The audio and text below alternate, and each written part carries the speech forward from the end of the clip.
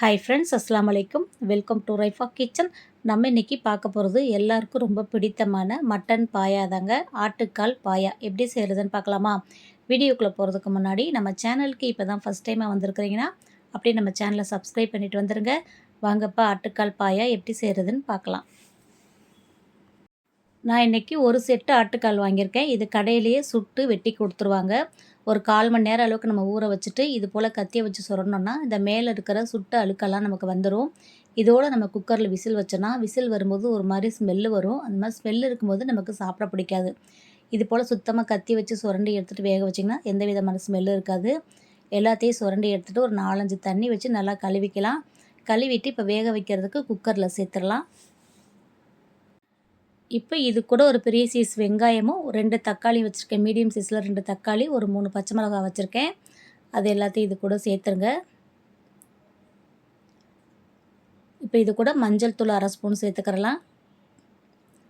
கல் உப்பு வேகிறதுக்கு கறிக்கு தேவையான அளவுக்கு கல் உப்பு சேர்த்துக்கோங்க. இஞ்சி பூண்டு பேஸ்ட் வந்து 1 ஸ்பூன் சேர்த்துக்கிறலாம்.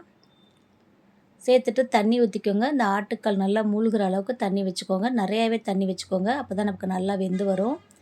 இப்போ இது எல்லாத்தையும் நல்லா பரட்டி விட்டுட்டு நம்ம குக்கரில் விசில் போட்டு ஹை ஃப்ளேமில் ஒரு 3 விசில் வச்சுட்டு மீடியம் ஃப்ளேமில் வச்சுட்டு ஒரு 3 விசில் வச்சிங்கன்னா வெந்து கரெக்டாக இருக்கும். இப்போ நமக்கு தேங்காய் ரெடி பண்ணிக்கலாம். நான் ஒரு 1/2 மூடி தேங்காயும் 5-6 முந்திரி பருப்பு எடுத்திருக்கேன். இதை நம்ம அரைச்சி எடுத்துகிட்டு வந்துடலாம். இப்போ பாயா நம்ம தாளித்து விட்டுடலாம். அடுப்பில் ஒரு பாத்திரம் வச்சுக்கோங்க. எண்ணெய் ஊற்றிட்டு எண்ணெய் சூடானதும் பட்டை, கிராம்பு, ஏலக்காய் 2 துண்டு சேர்த்துக்கோங்க. அது கூட ஒரு பெரிய வெங்காயம் 2 வெங்காயம் கட் பண்ணி வச்சுருக்கேன். அதையும் சேர்த்து நல்லா வதக்கி விட்டுறலாம். கூட இஞ்சி பூண்டு பேஸ்ட்டு இன்னும் ஒரு 1/2 டீஸ்பூன் அளவுக்கு சேர்த்துக்கலாம். நம்ம ஏற்கனவே 1 ஸ்பூன் சேர்த்துருக்கோம். இப்போ ஒரு 1/2 டீஸ்பூன் அளவுக்கு நம்ம சேர்த்துக்கிறலாம். 2 தக்காளி கட் பண்ணி வச்சுருக்கேன். இன்னும் ஒரு 5 பச்சை மிளகாய் கட் பண்ணி வச்சுருக்கேன். நம்ம மிளகாத்தூள் போட போகிறதில்ல, அதனால் பச்சை மிளகாய் காரமே வச்சுக்கலாம். இதையும் சேர்த்துட்டு நல்லா வதக்கி விட்டுருங்க. இப்போ நம்ம குக்கரில் வச்ச ஆட்டுக்காலும் நல்லா வெந்திருக்குது பாருங்கள். வெந்து கரெக்டாக நல்லா பஞ்சாக கொல நல்லா வெந்திருக்கு. அது போல் வேகணும். அப்போ தான் வந்து டேஸ்ட்டும் நல்லாயிருக்கும், நமக்கு சாப்பிட்றதுக்கு ஈஸியாக இருக்கும். இப்போ இது கூட நல்லா ஒரு நிறைய புதினா இலை சேர்த்துக்கோங்க. கொத்தமல்லி புதினா இலை ஒரு கைப்பிடி நிறையா சேர்த்துட்டு நல்லா வதக்கி விட்டுறலாம். இந்த பாயாவுக்கெல்லாம் இந்த மாதிரி புதினா மல்லியில் வந்து எண்ணெயிலே வதக்கி விட்டு சேர்த்தோன்னா டேஸ்ட் இன்னும் சூப்பராக இருக்கும், வாசனையும் நல்லாயிருக்கும். இப்போ இது கூட நம்ம வேக வச்சுருக்கிற ஆட்டுக்காலையும் சேர்த்துடலாம். சேர்த்துட்டு 1/2 ஸ்பூன் அளவுக்கு மஞ்சள் தூள் சேர்த்துக்கோங்க. மல்லித்தூள் ஒரு 2.5 டீஸ்பூன் அளவுக்கு சேர்த்துக்கோங்க. டேஸ்ட்டு நல்லாயிருக்கும், குழம்பு வந்து திக்காக இருக்கும். நல்லா மல்லித்தூள் சேர்த்துக்கிறலாம். இது கூடவே ஜீரகத்தூள் 1 ஸ்பூன் அளவுக்கு சேர்த்துக்கோங்க. நம்ம வந்து மிளகாய் தூள் சேர்க்க போகிறதில்ல, பச்சை மிளகாய் காரமும் மிளகு காரம் தான் நம்ம போட போகிறோம். பச்சை மிளகாய் ஏற்கனவே சேர்த்துட்டோம். லாஸ்ட்டாக நம்ம மிளகுத்தூள் சேர்த்துக்கிறலாம். இப்போ இது கூட ஜீரகத்தூள் 1 ஸ்பூன் சேர்த்துட்டு தண்ணி ஊற்றிக்கோங்க. நல்லா அந்த குழம்பு நின்று வேகிற அளவுக்கு நிறையாவே தண்ணி வச்சுக்கோங்க. உப்பு காரம் செக் பண்ணிக்கோங்க. எனக்கு வந்து ஏற்கனவே உப்பு சேர்த்துட்டேன். இன்னும் கொஞ்சம் உப்பு பத்தாத மாதிரி இருக்குது, அதனால் கொஞ்சமாக நான் உப்பும் சேர்த்துக்கிறேன். நிறையா தண்ணி வச்சுட்டு நம்ம உப்பு சேர்த்து மூடி போட்டு நல்லா கொதிக்க விட்டுறலாம்.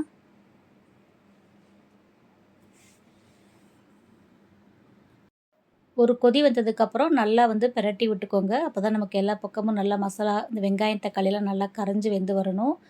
இது நல்லா குழைவாக வேகும்போது தான் அது வெந்ததுக்கப்புறம் பார்த்திங்கன்னா ஒரு பிசுபிசுப்பு இருக்கும் அந்த ஆட்டுக்காலில். அதுதான் கால்சியம் சத்து. நமக்கு கால்சியம் இருக்கு இல்லையா, அது கம்மியாகும்போது இது போல் எடுத்துட்டிங்கன்னா நமக்கு அது வந்து பேலன்ஸ் பண்ணுறது கரெக்டாக இருக்கும். இப்போ நல்லா கொதிச்சிருச்சு. இப்போ நம்ம அரைச்சி வச்சுருக்கிற தேங்காய் முந்திரி பேஸ்ட்டையும் இது கூட சேர்த்துடலாம்.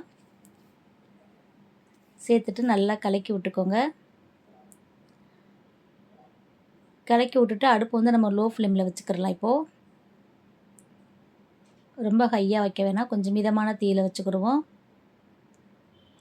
இது கூட கரம் மசாலா தூள் 1 ஸ்பூன் இப்போ சேர்த்துருங்க. சேர்த்துட்டு மூடி போட்டு ஒரு 5 நிமிஷம் அளவுக்கு நம்ம அதை கொதிக்க விட்டுறலாம்.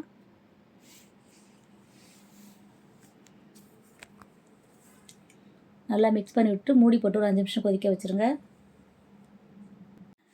இப்போ நம்ம சேர்த்த கரம் மசாலா தூள் வந்து நல்லா பச்சை வாடை போக கொதிச்சிருச்சு. இப்போ நம்ம 2 ஸ்பூன் அளவுக்கு மிளகுத்தூள் சேர்த்துக்கோங்க. உங்கள் காரத்துக்கு தகுந்த மணிக்கு மிளகுத்தூள் இந்த டயத்தில் சேர்க்கும்போது காரமும் டேஸ்ட்டுமே நல்லாயிருக்கும். 2 ஸ்பூன் சேர்த்துட்டு நல்லா மிக்ஸ் பண்ணி விட்டுட்டு அடுப்பு சிம்மில் வச்சுக்கோங்க. ஒரு 5 நிமிஷம் வச்சா போதும், நமக்கு ரெடி ஆகிடும். இப்போ மூடி போட்டு வச்சுட்டு இப்போ மேலே நல்லா கொத்தமல்லி தழை தூவி விட்டுருங்க. தூவிட்டு 5 நிமிஷம் கழித்து அடுப்பு ஆஃப் பண்ணிட்டிங்கன்னா அவ்வளோதான், நமக்கு சுவையான ஆட்டுக்கால் பாயா ரெடி ஆகிடுச்சு. நமக்கு இந்த மூட்டு வலி, இந்த ஜாயிண்ட் வலி, எலும்பு தேய்மானம் இதெல்லாம் இருக்குது பார்த்தீங்களா? அதுக்கெல்லாம் வந்து இது வந்து ஒரு நல்ல மருந்தா இருக்கும். அட்லீஸ்ட் மாசத்துக்கு ஒரு தடவை எடுத்து சாப்பிடுங்க. எப்பவுமே நம்ம சிக்கன், மட்டன், மீன் இந்த மாதிரி வாங்கி சாப்பிடுவோம். இந்த மாரி ஆட்டுக்காலு, தலை இதெல்லாம் வந்து எப்பயாவது தான் எடுப்போம். அதனால கண்டிப்பா மாசத்துல ஒரு தடவையாவது எடுத்துக்கோங்க. இது வந்து உடம்புக்கு ரொம்ப ரொம்ப நல்லது. இந்த உடம்பு வலி, அசதி இருக்கிறவங்களுக்கு எல்லாமே இது நல்லாயிருக்கும். சாப்பிட்றதுக்குமே நல்ல டேஸ்ட்டா இருக்கும். இந்த பாயா கூட பார்த்தீங்கன்னா, இட்லி, தோசை, ஆப்பம், இடியாப்பம், பரோட்டா இது எல்லாத்துக்கூடவே வச்சு சாப்பிட்றதுக்கு சூப்பரா இருக்கும். சாப்பாடு கூடயும் கூட நம்ம வச்சு சாப்பிடலாம். ஏற்கனவே நம்ம சேனல்ல ஆட்டுக்கால், தலைக்கறி, மட்டன் ரெசிபீஸ் நெறைய ரெசிபி வந்து நான் அப்லோட் பண்ணியிருக்கேன். பிளேலிஸ்ட்டில பார்த்தீங்கன்னா, மட்டன் ரெசிபீஸ்ன்னே நான் குடுத்துருக்கேன். உங்களுக்கு ஏதாவது ரெசிபி தேவைப்பட்டுச்சுன்னா, பிளேலிஸ்ட்டில செக் பண்ணி பாருங்க. அவ்வளோதாங்க. நல்லா சூப்பரான டேஸ்ட்டில பாய் வீட்டு ஸ்டைல்ல மட்டன் பாயா எப்படி செய்றத நம்ம பார்த்துட்டோம். கண்டிப்பா அந்த ரெசிபி உங்களுக்கு பிடிச்சிருக்கும்னு நெனைக்கிறேன். பிடிச்சிருந்தா நீங்களும் ட்ரை பண்ணி பாருங்க. வீடியோ பிடிச்சிருந்துச்சுன்னா லைக் பண்ணிவிட்டு நெறைய ஷேர் பண்ணுங்க. அப்படியே நம்ம சேனல இதுவரைக்கும் சப்ஸ்கிரைப் பண்ணாம பார்த்துட்டு இருந்தீங்கன்னா, ப்ளீஸ் சப்ஸ்கிரைப் பண்ணி சப்போர்ட் பண்ணுங்க. இன்ஷா அல்லாஹ் இன்னொரு வீடியோல பார்க்கலாம். Bye friends.